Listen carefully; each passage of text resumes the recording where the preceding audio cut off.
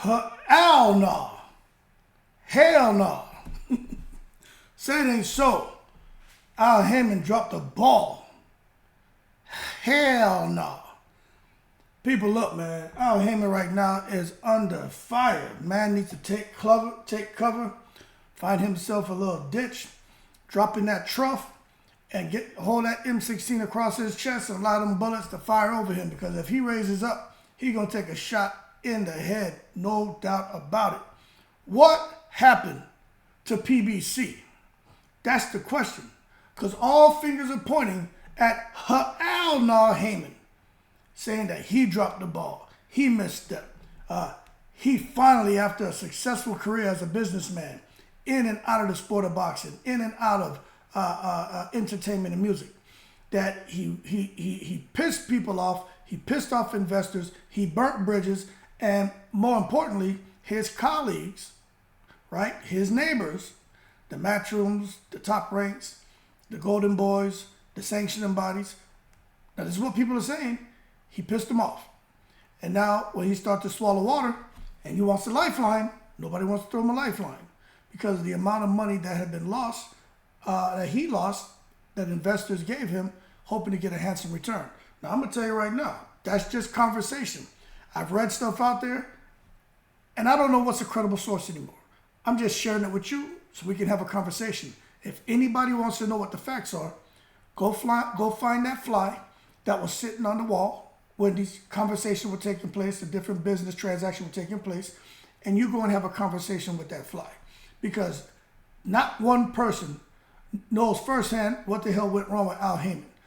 We can all read, we can all talk, but that's what makes it good. Speculation, assumption, and then some predictions. But the bottom line is, something went wrong. For Showtime to be out of the sport of boxing, they say they ran out of money.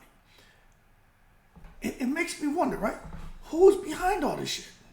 Now, you know I'm always talking about the secret society.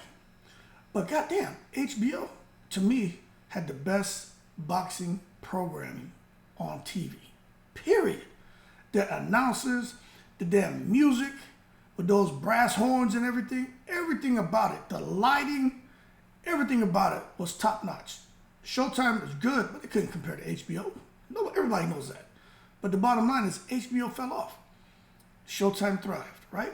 At least it thrived when Mayweather and them came over, because Showtime was always into boxing, but they really took off when Mayweather came over, when Al Haymon came over, when there was this insurmountable amount of money just pouring into the network. All these fighters, this huge layout, this huge spread, right? Absolutely amazing what was going on. And Showtime collapses.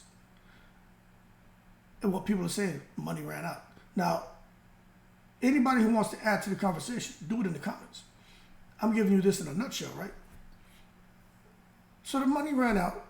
But what I don't understand is, I'm sure if the money was running out, Al Haymon knew. Espinoza knew, right? I'm sure the fighters had to know. But if that's true, why would they go and sign Canelo to a 3-fight deal? Why would they bring on Crawford talking about a 2-3 fight deal? You know, I don't understand that. If you know that you're going out of business, you're going belly up, why would you still go out there and invest when you know you don't have the money and you're not going to have the platform to put on fights for these guys? At least you're not sure. So maybe it's like floating a check. It's like, okay, we're going to sign them. We don't have the money right now, but we're going to float this check. And by the time the check is about to deposit, then we'll have everything set up. And boom, the check won't bounce. But in this case, they tried to float an investment and the shit bounced. So Canelo took off, Crawford took off. Most of their fighters are inactive right now. And everybody wants to blame Eddie Hearn, want to blame the secret society, they want to blame the sanctioning bodies. But I think at a point in time, we need to come back and look at Al Haymon and understand what happened with him. Where did he go wrong? I'm going to tell you this, what makes it interesting, right? Was this the plan all along? For Al Haymon to come in like Santa Claus, take care of as many fighters as he possibly could, do like Kinahan did Tyson Fury, make them rich beyond their imagination, right? And then be like, okay, I've done my job, I'm out. I don't think that's the case. But the bottom line is, not sure what the hell went wrong over there. And to see they're still plugging along. But for me to sit back and have the I hate to say this shit, right? For me to sit back and have somewhat of a desire to place value into what Rick Glacier says, oh Lord have mercy, that means that I need to hold my horses and not take it to the stupid. But I'm gonna tell you right now, the one person, I guess if you throw shit at the wall, something's gonna stick eventually. But the one person who seems to be giving us pretty pertinent information is goddamn Rick Glacier. Now, I'm not saying everything he says is right, but he got some secret squirrel shit going on. So my thing is, what's next? Because what's happening here, in my opinion, is like when DAZN came on the scene. Once they picked up Canelo, everybody wanted to go to DAZN. That was huge because, you know, if the biggest star in boxing goes over there, everybody else says, well, hey, things are good, right? So if he'll go, then we're going to follow. It didn't quite work out the way they wanted because a lot of the PBC fighters were loyal to Al Haymon, but it got everyone's attention. But then you look now where PBC had the two biggest fighters, I would say, is Canelo and I would say Bud, right? Pound for pound wise. But two of the biggest, Canelo the biggest attraction, Bud one of the biggest, right? And now those two have left. The same way when they go to another platform, it attracts fighters. When they leave, it gets fighters' attention and makes fighters say, well, hold on a second. There's something going on over there. If they left, well, shit, we shouldn't be staying here either. So I'm very curious to see what transpires in the next 6 months with PBC. Is someone going to throw them a lifeline? An investor? Are they going to be able to breathe life back into their product? You know, I don't know. But for people saying, oh man, don't have a knee-jerk reaction and turn your back on them, I'm not turning my back on no one. I'm having a conversation. But what I will say is, if I was a guy, right, say I was going to buy a vehicle, and there's two Honda dealerships. One's going out of business, and the other one is thriving.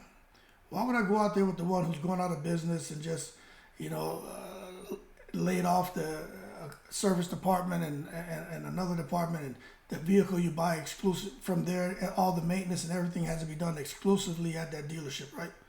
Why would I go and buy a vehicle from there? Why would I put money into that shit? Nah, I ain't going over there. I'm going to go over here to the dealership that's up and running just fine. They got the service department. Everything's good to go. I don't have to worry about anything.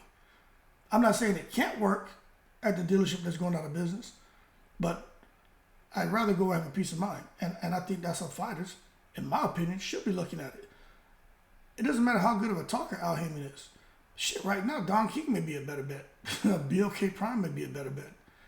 But we got to wait and see how this is working out. This whole thing about Amazon. Every fight they're putting on is on pay-per-view. Every fight PBC is putting on is pay-per-view. You guys realize that? Pay-per-view, pay-per-view, pay-per-view.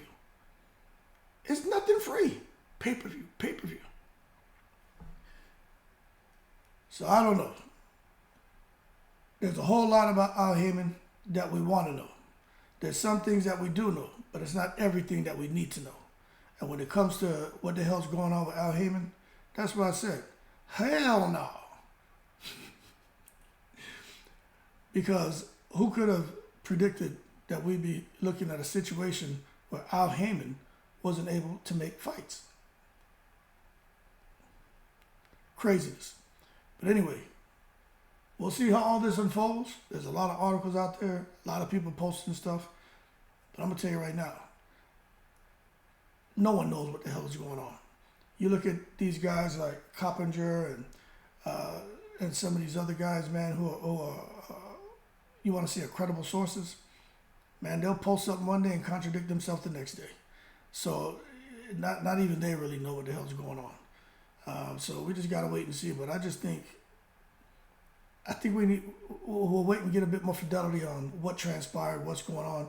And who knows, you know, Al Haymon, this man's like the Phoenix, man. He rise from the ashes and start soaring again, and he'll be, you know, the greatest of all time when it comes to being an advisor, because he's not a promoter or a manager, right? When he comes to him being an advisor. But I think right now, if he's gonna if he gonna take a power up, one of them goddamn Mario mushrooms, and storm the scene, he needs to do that now, because my boy right now and his whole program and shit is looking horrible. But let's wait and see how it all plays out. That being said, y'all keep cool. Shout out to the veterans. And one thing about Al Haymon, I don't know why he would try to sign Canelo and lock into a contract to fight Earl Spence, knowing Earl Spence was going to fight Terrence Crawford.